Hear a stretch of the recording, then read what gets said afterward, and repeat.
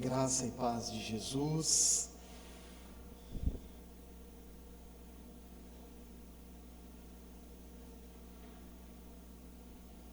Ao seu coração. Irmãos, irmãs, nas últimas semanas, o mundo inteiro tem contemplado o triste cenário da guerra entre Rússia e Ucrânia.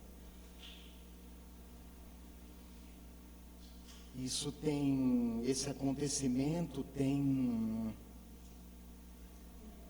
tomado as notícias dos telejornais, tem estampado as primeiras páginas dos jornais e também circulado com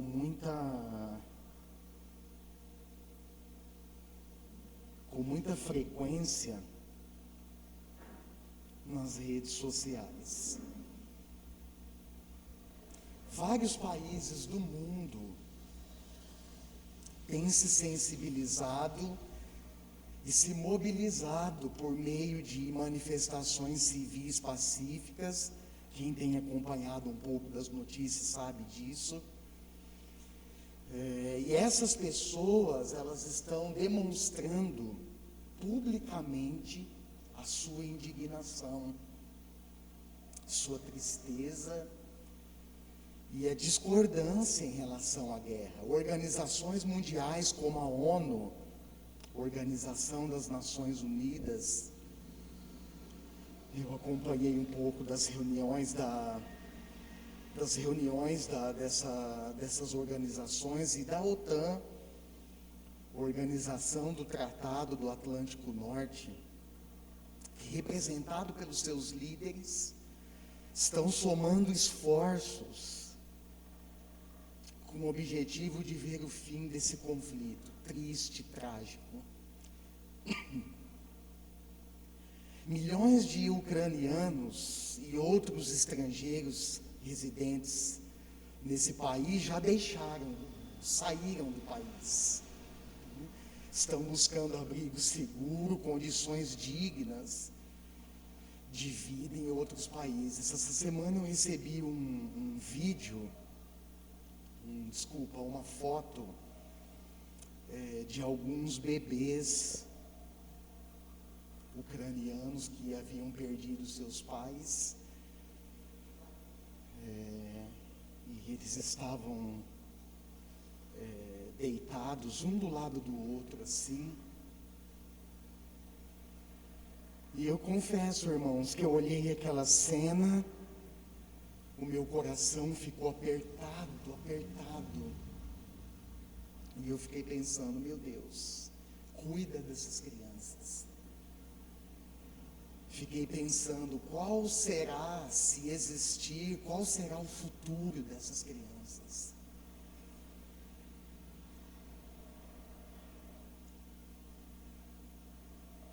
Mas enquanto estava pensando nesse tema, nessa mensagem,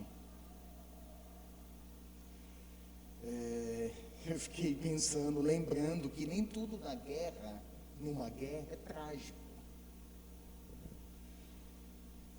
Eu tenho acompanhado boletins diários, eu compartilhei um pouco disso aqui na quarta-feira, fornecido por líderes de bases missionárias cristãs, que estão ali na Ucrânia, na Polônia, na Eslovênia, em alguns países ali ao redor da Rússia. E nesses boletins, irmãos, eles informam que estão atuando ativamente em meio ao caos, desenvolvendo um trabalho humanitário lindo. Irmãos nossos, irmãs nossas que estão na linha de frente, socorrendo, transportando pessoas, tirando pessoas da zona de risco para abrigos seguros. Missionários que estão transportando remédios, água, alimentos para as pessoas idosas, pessoas refugiadas. Também tenho notícias que eles estão acolhendo muitas pessoas nas bases missionárias e até nas suas próprias casas. E eu fico imensamente feliz de ouvir, de ler esses boletins. Em meio ao desânimo e à tristeza que eu tenho enfrentado essas últimas semanas aí, ler essas notícias, eu me alegro o coração, irmãos. Eu fiquei imensamente feliz de saber que as igrejas estão abrindo as suas portas para abrigar e cuidar de pessoas. Eu acho que é isso mesmo que a igreja precisa fazer. Eu fico imensamente feliz de saber que a igreja tem demonstrado na prática amor, solidariedade, compaixão. Esse é o trabalho da igreja. E diante dessa realidade, isso tem alegrado um pouco o meu coração. E diante dessa realidade, eu lembrei-me das palavras do Senhor Jesus, dirigida aos seus discípulos ali no Sermão do Monte. Eu quero ler esse texto com vocês, Mateus capítulo 5, versos 13 ao 16. Mateus 5, 13 ao 16. Vocês são o sal da terra, mas se o sal perder o seu sabor, como restaurá-lo?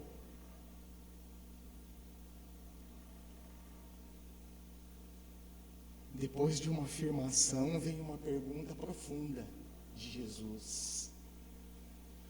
Não servirá para nada, exceto para ser jogado fora e pisado pelos homens.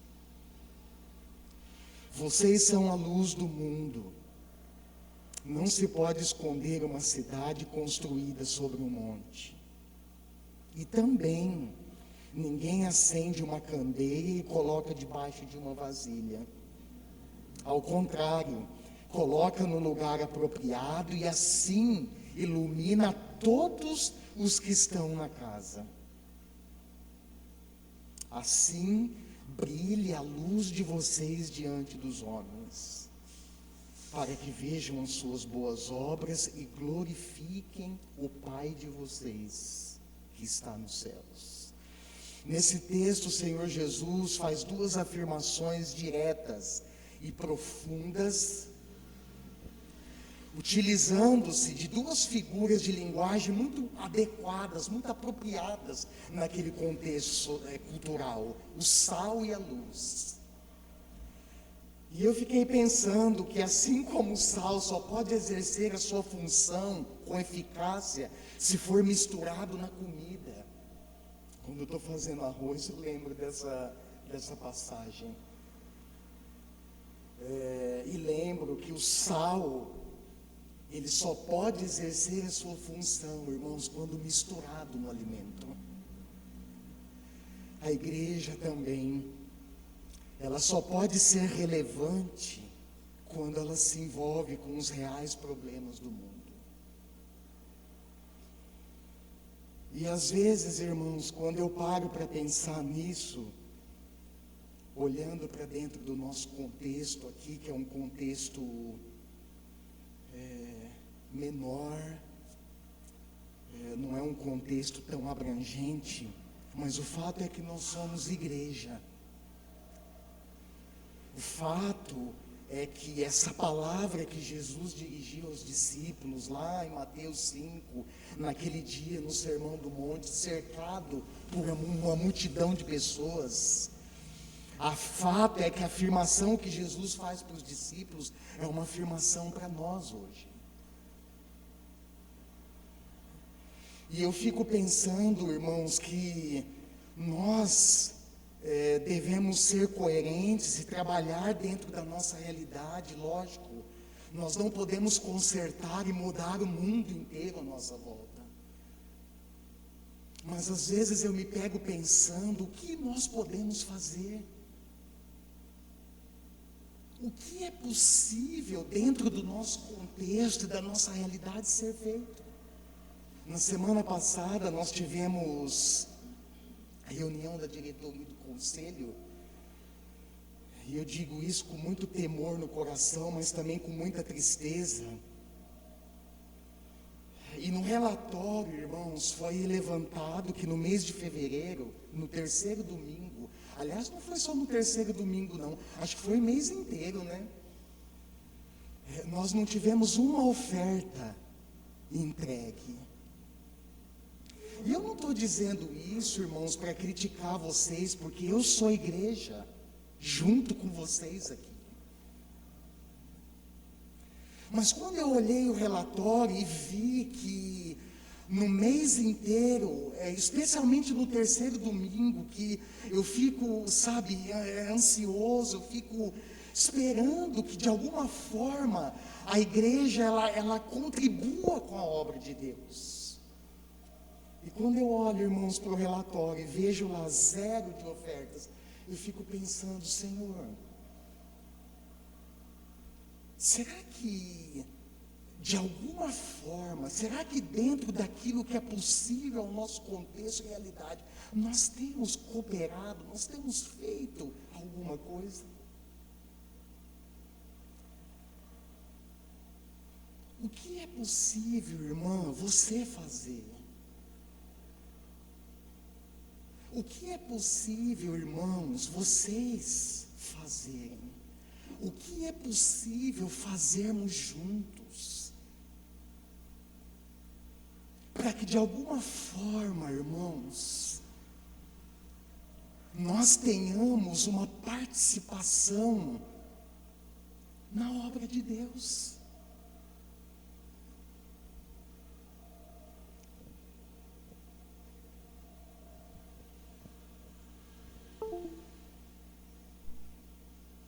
E a luz que Jesus fala, que a luz também, irmãos, só pode desenvolver a sua real função quando utilizada na escuridão.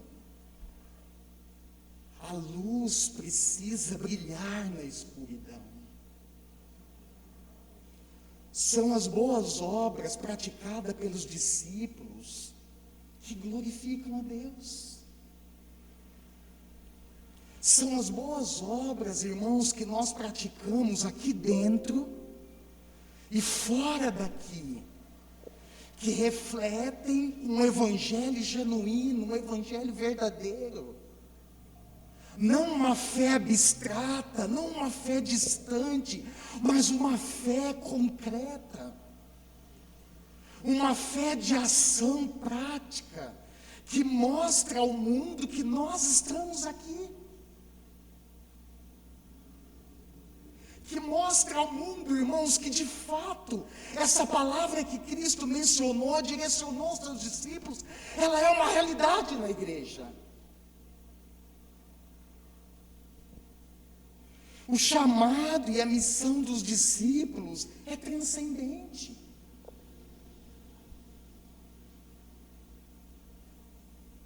Vai muito além, irmãos, dessas 4 paredes.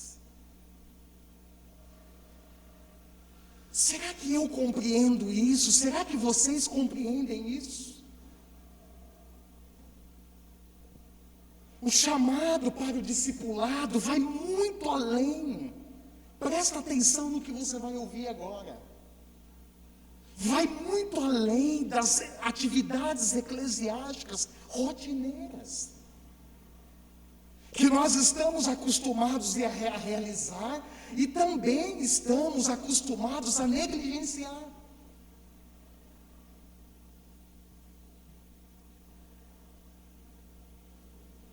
Será, irmãos, que nós compreendemos isso? Será que isso, meu Deus, eu fico pensando quando eu saio daqui, será que isso de alguma maneira, irmãos, toca o nosso coração, mexe com a nossa realidade? O chamado e a missão dos discípulos envolve demonstrar serviço cristão prático. O que eu tenho feito o que a igreja tem feito. Envolve, irmãos, demonstrar amor e compaixão práticos. Afinal, discípulos são aqueles que obedecem fielmente às ordens práticas de Jesus. Às vezes a gente está na igreja, irmãos, ou no meio cristão, envolvido em outras atividades, e nós pensamos que todo mundo que está ali é discípulo. Mas não é isso que a Bíblia ensina. Quando nós olhamos para a palavra de Deus, irmãos, primeiro que Jesus, para ele, o sinônimo de amor a ele é obediência. Ele ensina isso lá no Evangelho de João. Aquele que me ama, guarda os meus mandamentos. Aquele que me ama, faz o que eu mando, o que eu ordeno. Então, discípulos, irmãos de Jesus, não são todas as pessoas que estão na igreja ou no meio cristão. Discípulo de Jesus, a Bíblia define como aqueles que obedecem o que o Senhor manda. Essa abordagem, o tema da mensagem, eu não falei, né? Eu intitulei assim: um dia a guerra terminará. Um dia a guerra terminará. E essa abordagem, irmãos, ela nos coloca frente a frente com a realidade do mundo que nós vivemos. Um mundo, presta atenção, que permanece envolvido numa guerra constante, cujas armas não são conhecidas por seu barulho estrondoso e o seu poder de alcance e destruição, como nós temos visto na televisão, nas mensagens, nos vídeos que nós recebemos pelo WhatsApp. Os bombardeios russos na Ucrânia, ontem mesmo, bombardearam um teatro onde estavam 200 civis militares. Vários deles morreram.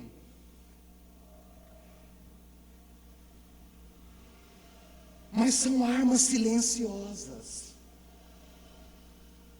E que também, irmãos, são letais. Que também são destrutivas. Eu me refiro à desigualdade social, à injustiça, ao preconceito racial. Infelizmente, irmãos, ainda tem gente dentro da igreja que alimenta o preconceito racial. Infelizmente, irmãos, ainda tem gente dentro da igreja que pratica injustiça.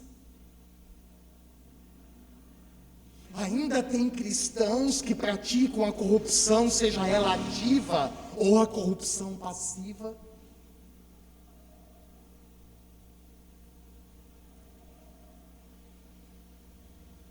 Esse é o mundo, irmãos, que nos cerca, que nos envolve.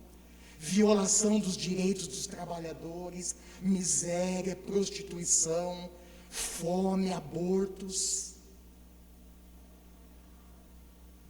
O próprio Deus, quando veio e viveu entre nós, cheio de graça e de verdade, como relatou o apóstolo João, também presenciou, irmãos, e testemunhou uma guerra político-religiosa. Não foi diferente com o Senhor Jesus. O próprio Deus encarnado, habitando entre nós, vivendo entre nós, cheio de graça, de justiça e de verdade, que também testemunhou essa guerra. Uma guerra político-religiosa, caracterizada especialmente pela rejeição e pela incredulidade do povo judeu. Quer ver um texto comigo? Vai lá para o Evangelho de João, capítulo 1, versos 10 ao 13. João 1, 10 ao 13. Olha o que o apóstolo João registra. Aquele que é a palavra, ou seja, o verbo, o logos, de Deus estava no mundo. E nós precisamos entender que João, quando ele usa essa expressão mundo, ele está pensando muito além do mundo criado. Mas ele está pensando no sistema, nas pessoas que estão inseridas nesse contexto. Olha só, e o mundo foi feito por intermédio dele. Mas o mundo não o reconheceu.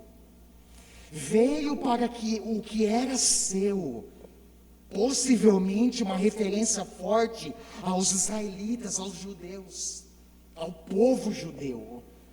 Veio para esses, mas os seus não o receberam. Contudo, aos que o receberam, aos que creram em seu nome, deu-lhes o direito de se tornarem filhos de Deus, os quais não nasceram por descendência natural, nem pela vontade da carne, nem pela vontade de algum homem, mas nasceram de Deus.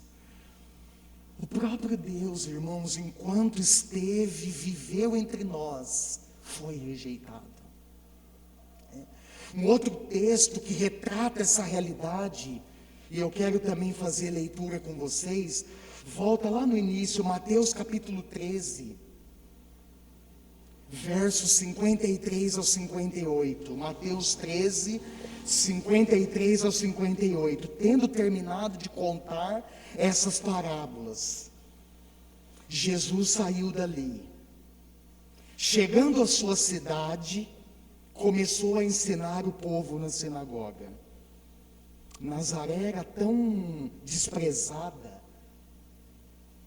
uma pequenina aldeia, tão desprezada naquele contexto, que Mateus nem cita aqui. Ele diz que Jesus chegou na sua cidade e começou a ensinar o povo na sinagoga.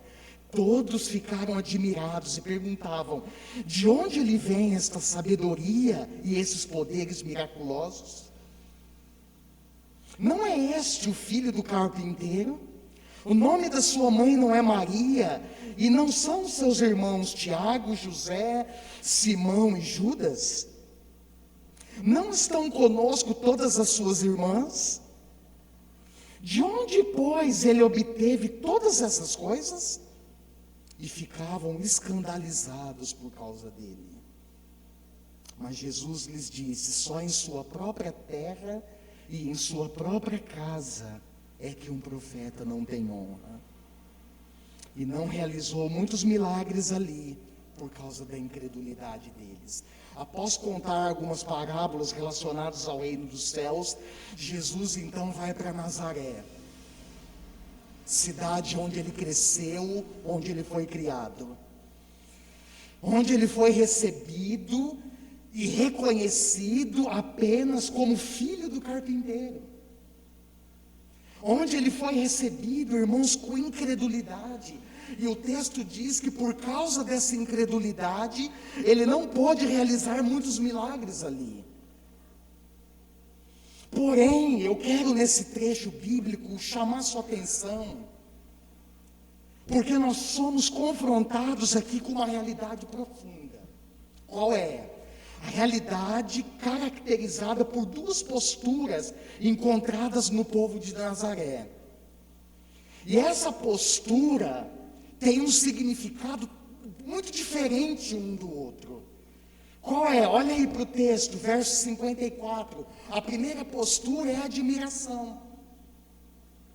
Olha lá, o texto diz que todos na sinagoga de Nazaré, onde Jesus estava ensinando, ficaram admirados com a sua sabedoria e com o poder ou poderes miraculosos que ele realizava. É interessante e ao mesmo tempo triste observar que a admiração deles teve como resultado o escândalo. Olha o verso 57. E ficavam escandalizados por causa dele.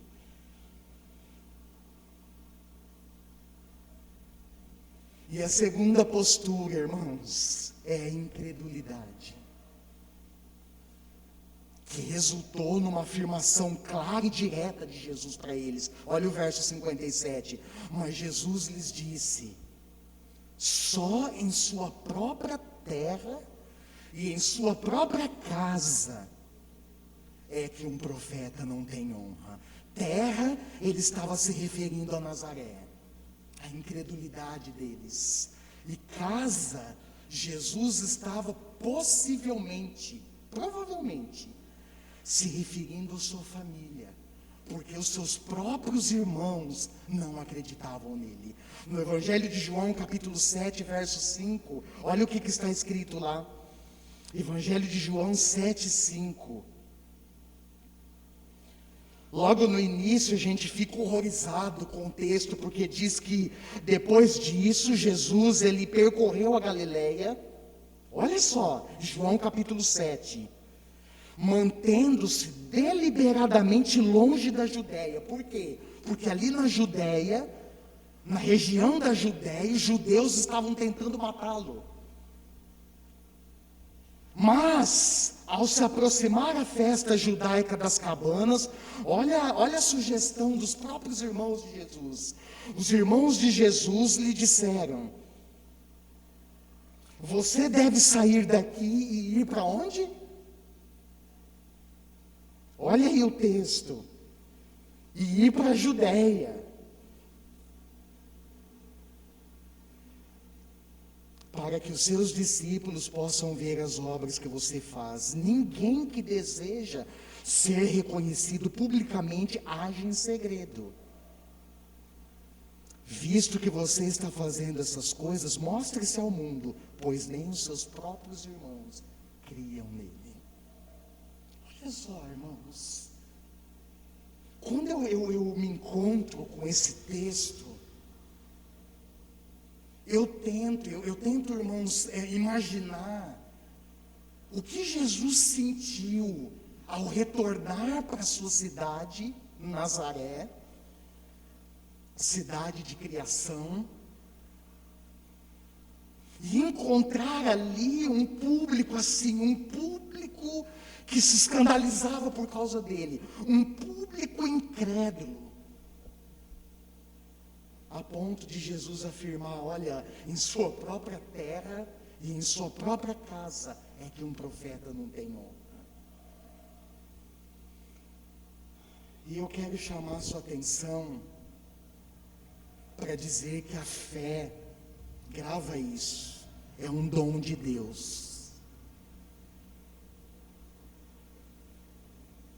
E a Bíblia ensina, irmãos, que Deus distribui a fé para cada um de nós à medida da sua graça, da sua vontade.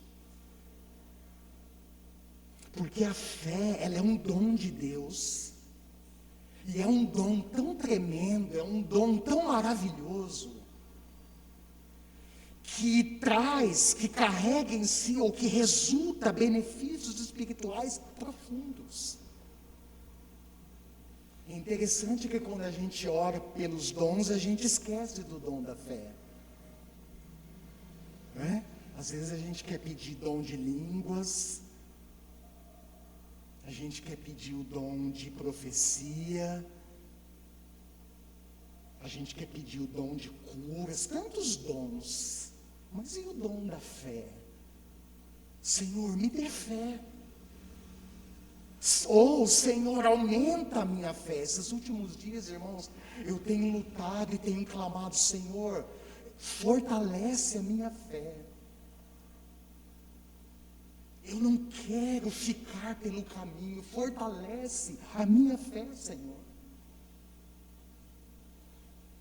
Na sua segunda carta aos Coríntios, capítulo 5, tem vários textos, não dá tempo de ler todos, mas o apóstolo Paulo ensina que mediante a fé em Jesus Cristo, nós somos perdoados e reconciliados com Deus. Isso é maravilhoso, isso é por meio da fé. Em Efésios 2, 8 a 10, Paulo de novo vai ensinar que mediante a fé em Jesus Cristo, somos salvos para fazermos boas obras. Nós não somos salvos por causa das boas obras. Mas nós somos salvos para fazermos boas obras. Por quê? Porque as boas obras, elas glorificam o nosso Pai que está no céu. Pela fé, Paulo de novo, em Romanos capítulo 3, versos 21 ao 26, ele vai afirmar que nós somos justificados. Gálatas capítulo 2, verso 16, esse texto eu quero ler com vocês, abre lá comigo. Gálatas, olha só a afirmação de Paulo em Gálatas 2,16. Sabemos que ninguém é justificado pela prática da lei, mas mediante a fé em Jesus Cristo. Assim, nós também cremos em Cristo Jesus, para sermos justificados pela fé em Cristo, e não pela prática da lei, porque pela prática da lei, ninguém será justificado. A fé, irmãos e irmãs, nos conecta conscientemente com a obediência à palavra de Deus. É impressionante, ao mesmo tempo triste, ao mesmo tempo assustador perceber que hoje tem se levantado uma geração de cristãos que dissociam quase que completamente a fé da obediência. Mas quando nós olhamos para a palavra de Deus, irmãos, nós descobrimos isso. Nós aprendemos que a fé, ela nos conecta conscientemente com obediência à palavra de Deus. Mesmo que racionalmente seja algo improvável, algo inconcebível. Mas a fé, ela nos conecta conscientemente à obediência ao Senhor. Pela fé, grava isso que você vai ouvir agora.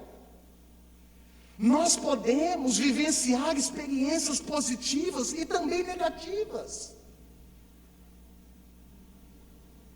A fé triunfalista, irmãos, com uma ênfase triunfalista que tem sido anunciada, na realidade é uma fé antibíblica. Porque a fé consciente, ela nos leva, grava isso, a viver experiências boas, mas também experiências ruins.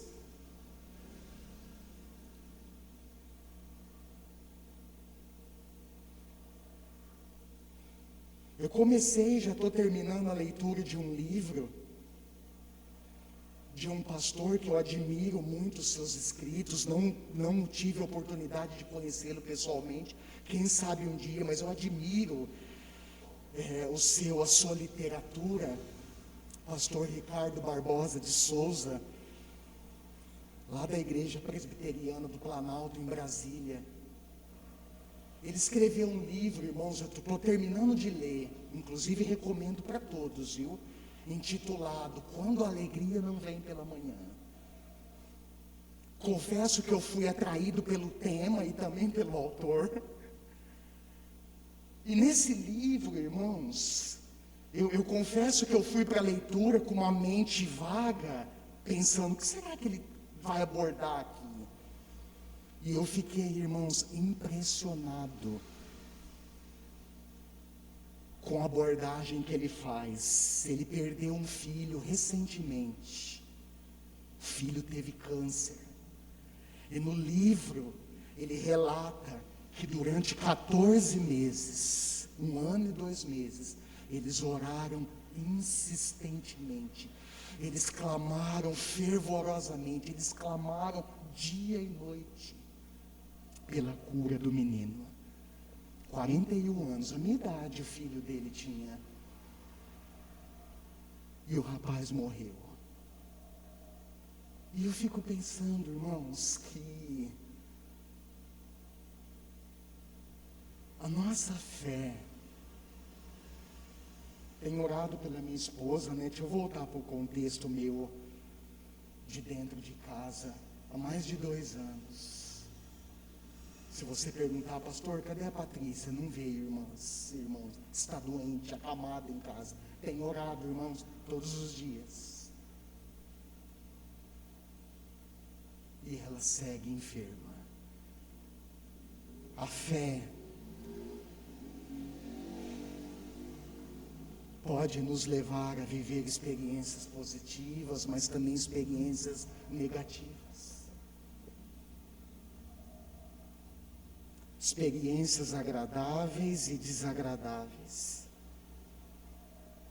E até, irmãos queridos, experiências muito difíceis de serem compreendidas e digeridas pela lógica humana. Experiências que simplesmente, irmãos, nós não temos respostas. É um mistério de Deus segundo a sua vontade. Gênesis capítulo 21, Hebreus 11, Hebreus 11:17, Daniel 6.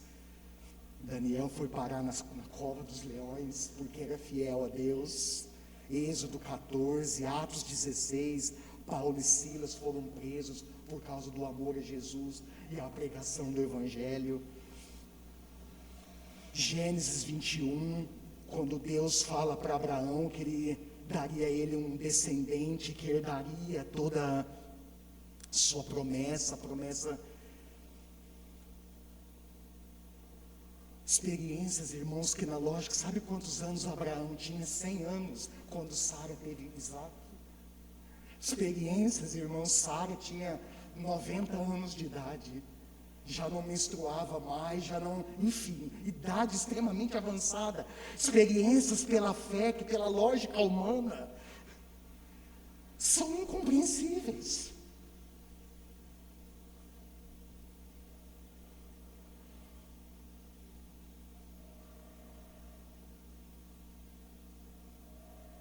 Aliás, eu confesso para vocês, irmãos, que eu tenho feito algumas perguntas para Deus nesses últimos dias. Tenho perguntado em relação a mim, em relação à igreja.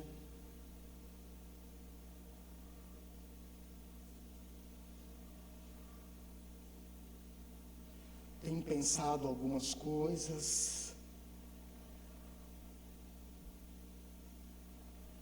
Às vezes Deus fica em silêncio, às vezes Ele fala, como Ele falou comigo esses dias, me encorajando.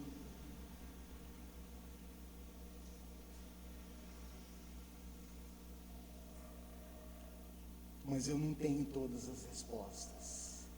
Aliás, eu estou longe de todas as respostas. E eu levantei uma pergunta aqui que para mim faz todo sentido, espero que para vocês também. Que tipo de postura assumimos diante de Deus? Uma admiração, apenas admiração, uma admiração distorcida, como foi o caso do povo de Nazaré? Incredulidade ou verdadeira fé? Como nós temos, irmãos, qual é o nosso tipo de postura diante de Deus? E eu quero encerrar trazendo à luz uma afirmação profunda feita pelo Senhor Jesus durante o seu discurso de despedida. Aliás, discurso que desanimou os discípulos. Se você olhar para o texto, Evangelho de João, a partir do capítulo 14 até o 16, você vai perceber que o discurso de despedida de Jesus entristeceu os discípulos. Mas é um discurso, irmãos, que Jesus fez, uma afirmação clara, real, que eu quero trazer para vocês hoje. João 16:33, Jesus disse: neste mundo vocês terão aflições. As aflições, não só alegrias e conquistas, as aflições fazem parte da realidade humana. Neste mundo, Jesus está afirmando para os seus discípulos: vocês terão aflições, contudo, tenham ânimo. Eu venci o mundo. Aliás, quando eu estava estudando o texto, eu percebi que Jesus faz muito mais do que um discurso de despedida aqui. Muito mais. Ele vai muito mais profundo. Ele tranquiliza os seus discípulos. Olha o que ele diz lá em João 14:1. Não se perturbe o coração de vocês. Olha só. Depois Jesus aconselha-os que creiam em Deus, que creiam também nele, e segue, irmãos, com uma afirmação vinculada a uma promessa maravilhosa. Olha só os versos 2 e 3 de João 14. Eu quero fazer a leitura para vocês. João 14, verso 2 e 3. Na casa de meu pai há muitos aposentos. Se não fosse assim, eu lhes teria dito. Vou embora, vou preparar-lhes lugar. E se eu for preparar lugar, voltarei e os levarei para mim, para que vocês estejam onde eu estiver. Vou repetir, e se eu for e lhes preparar lugar, voltarei e os levarei para mim, para que vocês estejam onde eu estiver. Jesus tem um lugar preparado para nós. Onde é? É a casa do Pai. Amém? Ele é fidedigno, irmãos. Sabe o que é um ser fidedigno? É um ser que cumpre fielmente o que ele prometeu. Ele é fidedigno, ele é fiel. E na visão apocalíptica de João, nós podemos vislumbrar um pouco dessa realidade. Olha só lá, Apocalipse 21, do 1 ao 7. Eu quero ler esse texto com vocês também, já caminhando para o final. Apocalipse 21, versos 1 ao 7. É uma visão que João teve enquanto estava exilado na ilha de Patmos. Olha o que ele escreve. Então vi, que visão, hein? Novos céus e nova terra. Pois o primeiro céu e a primeira terra tinham passado, e o mar já não existia. Vi a cidade santa, a nova Jerusalém, que descia da onde? Dos céus, da parte de Deus, preparada como uma noiva adornada para o seu marido. Vi, agora ele vai falar, olha, escrever, eu ouvi uma forte voz que vinha do trono e dizia: agora o tabernáculo de Deus está com os homens, com os quais ele viverá. Eles serão os seus povos. O próprio Deus estará com eles e será o seu Deus. Ele enxugará dos seus olhos toda lágrima. Não haverá mais morte, nem tristeza, nem choro, nem dor, pois a antiga ordem já passou. Aquele que estava sentado no trono disse: estou fazendo novas todas as coisas. E acrescentou: escreva isto, pois essas palavras são verdadeiras e dignas de confiança. Disse-me ainda: está feito. Eu sou o Alfa e o Ômega, o princípio e o fim. A quem tiver sede, darei de beber gratuitamente da fonte da água da vida. O vencedor herdará tudo isso, e eu serei o seu Deus, e ele será o meu filho. Olha a visão de João. Novos céus e nova terra. Lá, nessa realidade, irmãos, não existirá mais dor, tristeza, nem morte, nem aflições.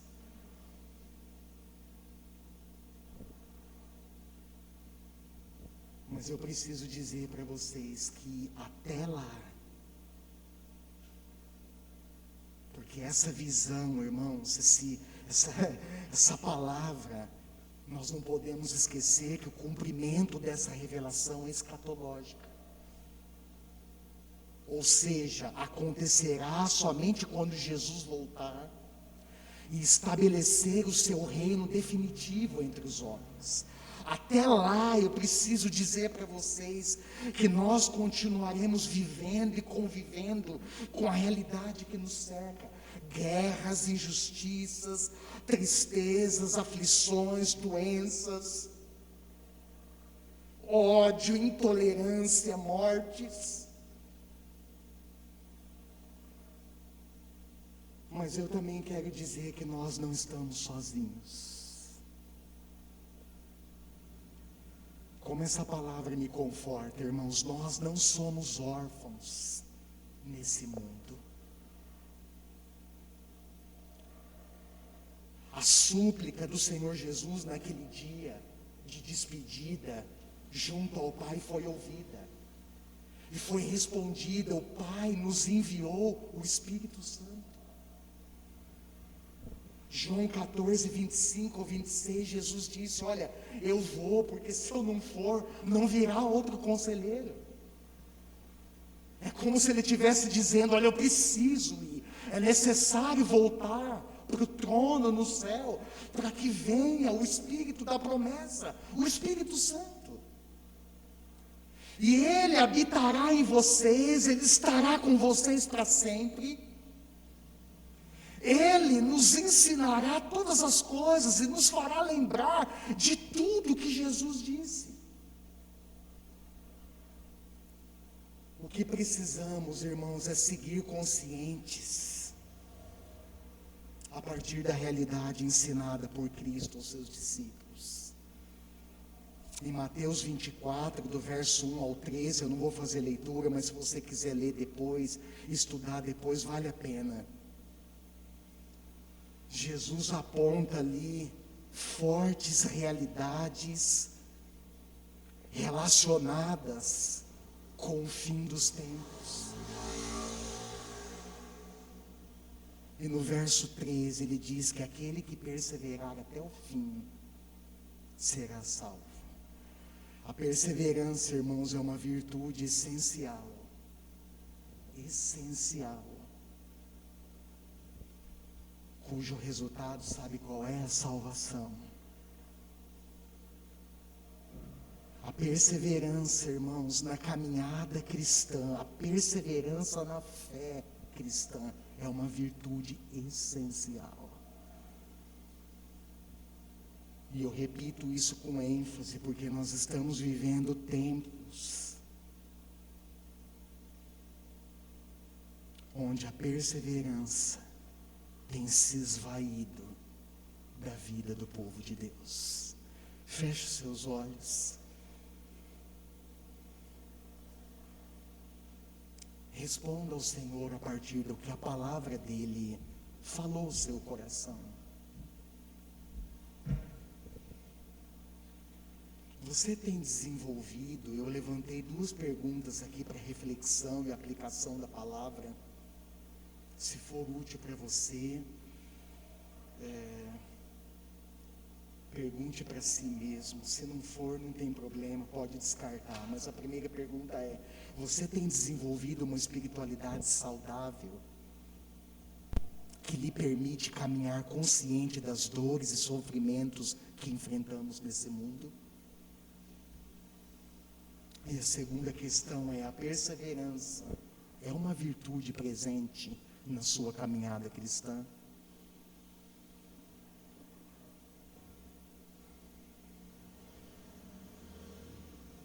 Senhor, obrigado por tua presença.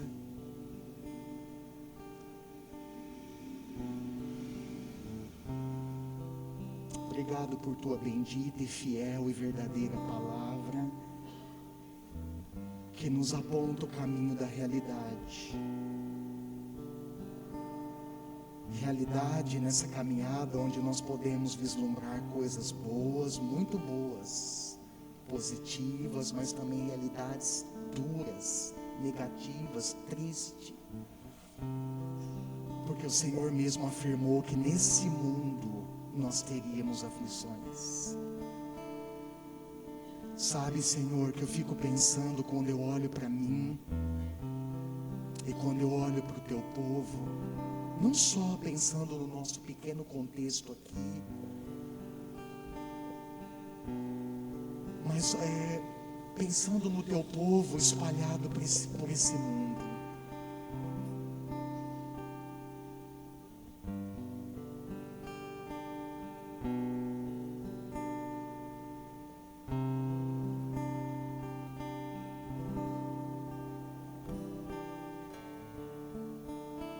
Eu fico pensando como temos encarado a fé em Ti. Eu fico pensando qual nível de espiritualidade nós temos desenvolvido, uma espiritualidade saudável.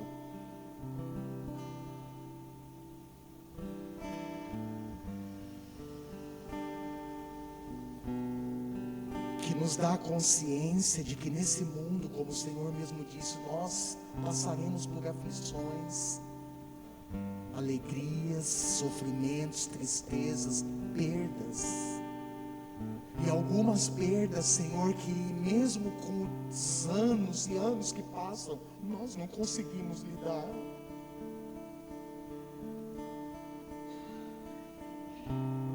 Perdas, realidades duras que hora ou outra retornam à nossa mente com questionamentos de cunho incrédulo. Senhor, ajuda-nos. Senhor, ajuda-nos a desenvolver uma espiritualidade saudável, consciente, conectada com a realidade que nos cerca, mas também ao mesmo tempo conectadas com a realidade do futuro, de que o Senhor preparou um lugar, esse lugar já está preparado para nós, e o Senhor vai voltar para nos levar contigo. Até lá, até que isso aconteça, Senhor, nós precisamos lidar com as realidades, nós precisamos encarar as dores, as perdas, as lutas.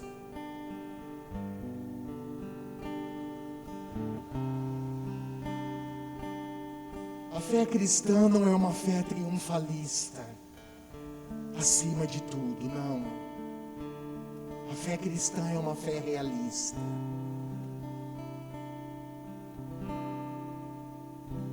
Que nos coloca frente a frente com a realidade que nos cerca. É uma fé também que nos confronta, que nos desafia diariamente a tomarmos a nossa cruz e a segui-lo, a renunciar o pecado, a renunciar o nosso egoísmo, as nossas mazelas e fazer o que o Senhor nos manda fazer. Senhor, ajuda-me. Eu confesso, Senhor, que nesses últimos dias eu tenho lutado, relutado, Senhor. Tenho pensado, repensado, tenho levantado questões, tenho olhado para mim mesmo, tentando achar algumas respostas.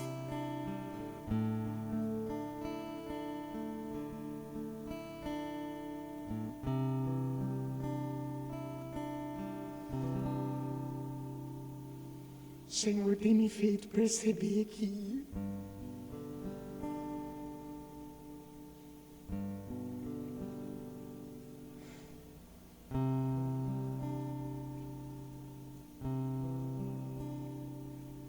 não são as respostas que é o mais importante.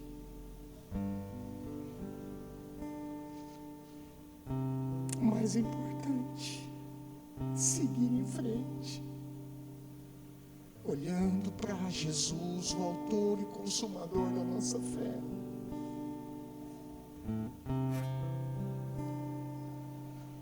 Senhor, tem me mostrado,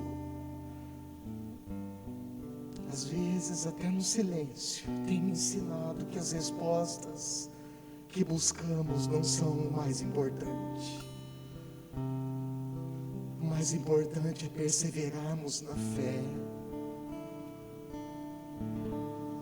crermos em Ti, obedecermos as Tuas ordens, fazermos o que o Senhor nos mandou fazer nesse mundo.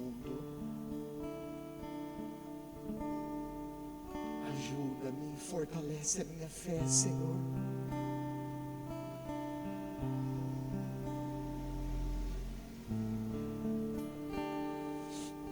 Que a perseverança seja uma virtude encontrada em mim, em nós, nos meus irmãos e nas minhas irmãs.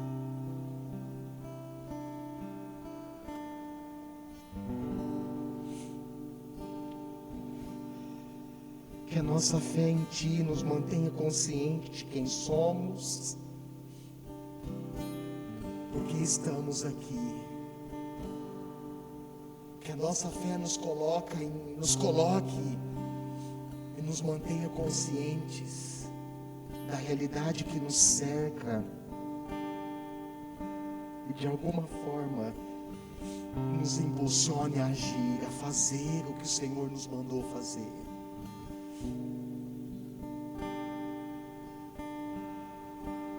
Que a Tua graça seja sobre nós. Pai Santo, eu te peço em nome do Senhor Jesus. Amém. Amém. Irmãos, eu quero encerrar o culto com alguns avisos que já foram feitos durante a semana, mas eu quero reforçar aqui. O primeiro deles é que nós não estamos mais fazendo a transmissão do culto online. Nós decidimos em reunião da diretoria, nós decidimos cancelar a transmissão, e isso foi feito. O domingo passado foi o último domingo